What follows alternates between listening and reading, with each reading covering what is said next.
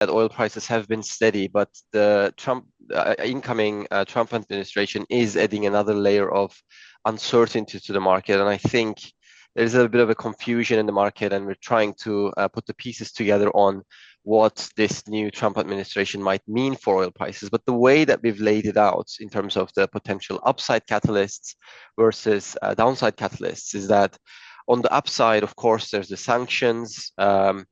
That could result in supply disruption, and it could be significant when you combine both sanctions on Russia and Iran.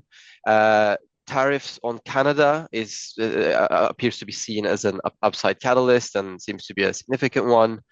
The potential refilling of the strategic reserves is an upside catalyst, and potentially heightening of geopolitical risks. But on the downside, and I believe that the Trump administration will be a net negative, net bearish for prices in the longer term, beyond this very near term, is because ultimately he has a preference for cheaper gasoline. He wants relatively oil prices at the pump in the US.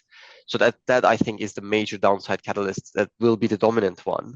But also beyond the tariffs on Canada, wider tariffs and trade wars that we may see with the new Trump administration could be bearish for prices, and a stronger dollar, which is what we're seeing as part of this Trump trade in the market that we've seen.